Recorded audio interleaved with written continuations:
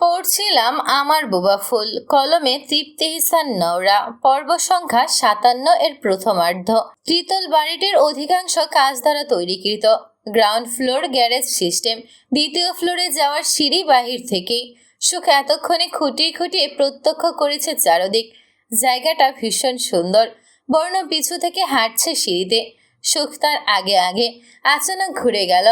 বর্ণর দিকে তাকিয়ে তাকিয়ে উল্টো হেঁটে হেঁটে সানন্দে বুঝালো ইশারায়, একটা সিক্রেট শুনবেন? অভিভূতর মতো চেয়ে বর্ণ অনুমতি দেয় সম্মোহনী স্বরে। Why not sweet heart, please শোনান। কণ্ঠটা তীরের ফলার রূপ নিয়ে বুকের ভেতর গিয়ে বিঁধল যেন। ভেতরটা ঈষৎ লজ্জায় মিয়ে গেলেও উপরে যথেষ্ট শক্ত রইল সুখ। ঠোঁটে বিজয়ী হাসি টেনে বোঝায়, এর আগে ঘুমের সুযোগে লুকিয়ে চুরিয়ে আমি আপনার গালে ৭ বার চুমু এঁকেছি, আপনি ধরতেও পারেননি। বর্ণ হাসল ঠোঁট বাঁকিয়ে। আচানক হাত বাড়িয়ে সুখের কোমর চেপে নিজের সাথে মিশিয়ে চোখে চোখ রেখে বলল, আর আমি ৯৯ বার। বাকি একটা খানিক আগে খেয়ে সেঞ্চুরি করেছি মাত্রই। You know flower queen. ঠোঁট গোল করে শূন্যে চুমু ছুঁড়ে দিল শেষে। ঝড়ো হাওয়ায় প্রদীপের মতো আদৌ নিভে যাওয়ার মতো ধপ করে সুখের হাসি মিলিয়ে গেল। বিস্ময় মুখে জানতে চাইল, আমাকে? নো, আমার বোবা ফুলকে। নাচ হতে বারণ করার পরেও এসব অশ্লীল কাজ করেছেন আমার সাথে, আমারই অগোচরে। আধার নামে চোখে মুখে, ভাবভঙ্গিতে অসন্তুষ্টি। বর্ণ কাজ ঝাঁকিয়ে বলে, আশফিয়ান বর্ণ, এসব নিষেধ বারণের ধার ধারে এটা বিশ্বাস করা তোর আরও একটা বড় ভুল ছিল জানেমান। মানব না, চিটিং করেছেন আপনি। প্রয়োজনে আপনার নামে শ্লীলতাহানির কেস করব। নিজেকে উন্মুক্ত করে ধপধপ এগিয়ে চলল সুখ।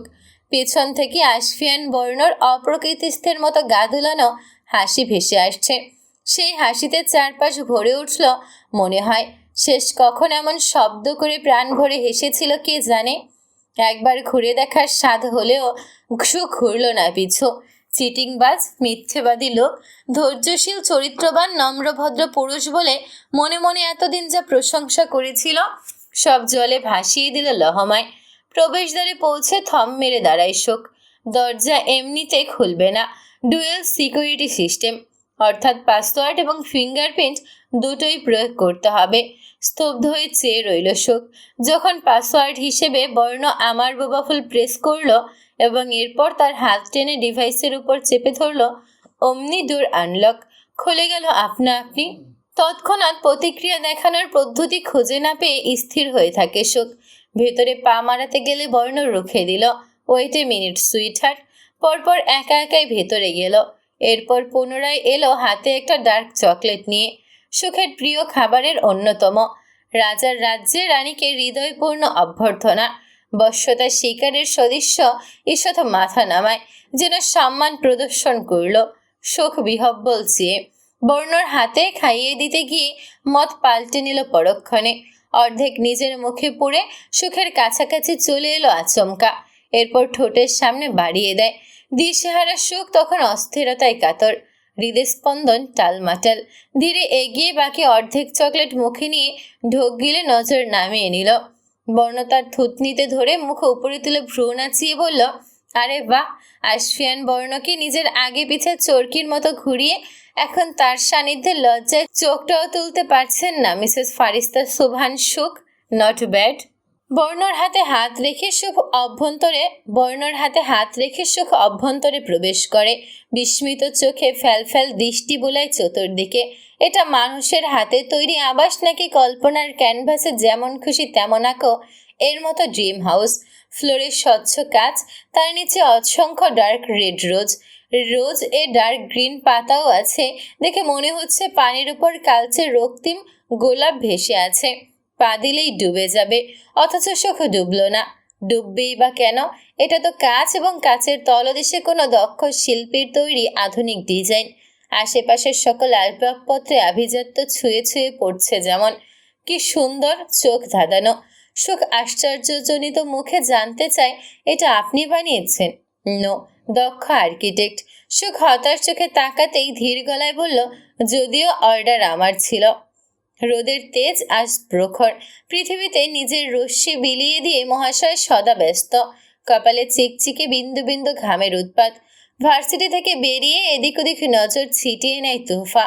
ড্রাইভার আঙ্কেল এখন এসে পৌঁছায়নি, কিন্তু খানিক আগে ওনার মতো কাউকে দেখেছিল সে, স্পষ্ট মনে পড়ছে না। তাছাড়াও আঙ্কেল এত দেরি করে না সচরাচর, ভার্সিটি থেকে বেরোনোর আগেই উপস্থিত হয়ে যায়। সুখের সাথে হওয়া দুর্ঘটনার পর তো এখন আরও কড়া আদেশ জারি করেছেন মামারা। আশেপাশে অসংখ্য শিক্ষার্থীদের আনাগোনা, যে যার যার মতো গন্তব্যে ছুটার তারায় ব্যতিব্যস্ত।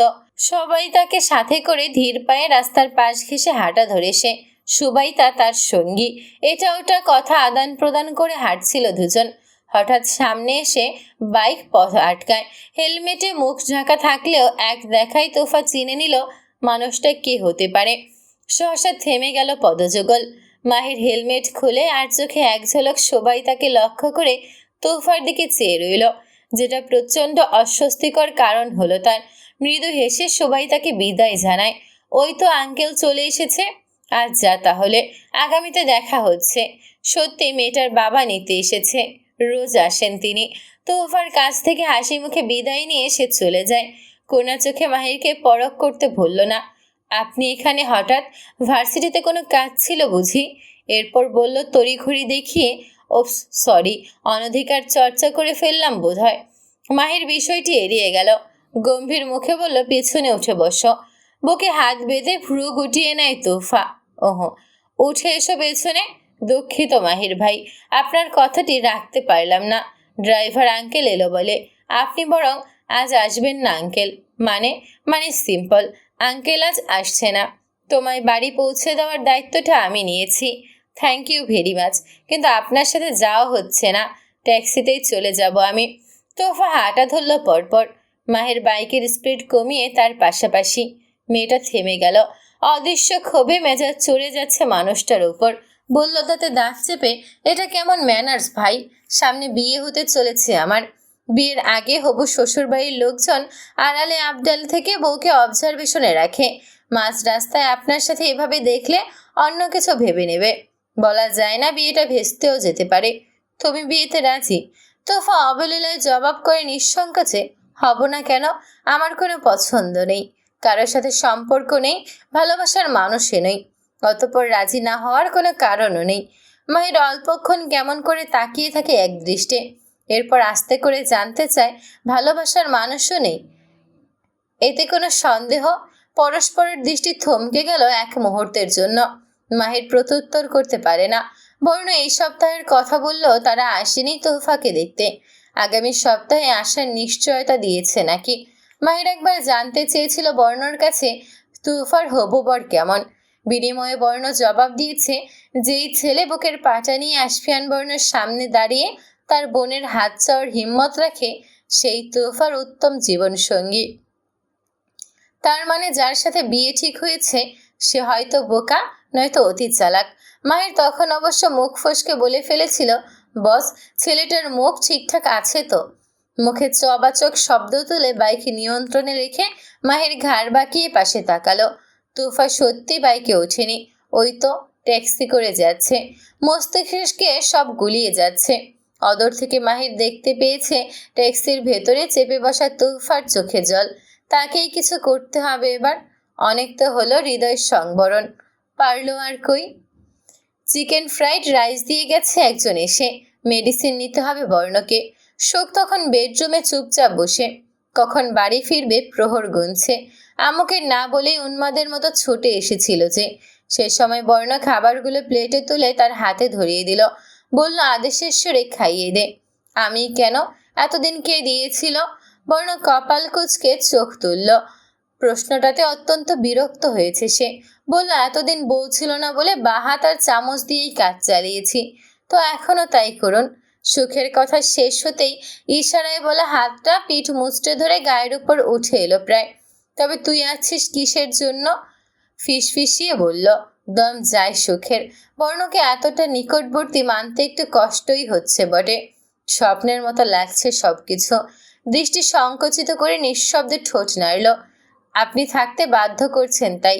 আমার হয়ে থাকার ইচ্ছে তোর ছিল না বলছিস? হাব ভাব ভালো না তার। যত তত কাছাকাছি চলে আসছে। শ্বাস প্রশ্বাস অস্বাভাবিক।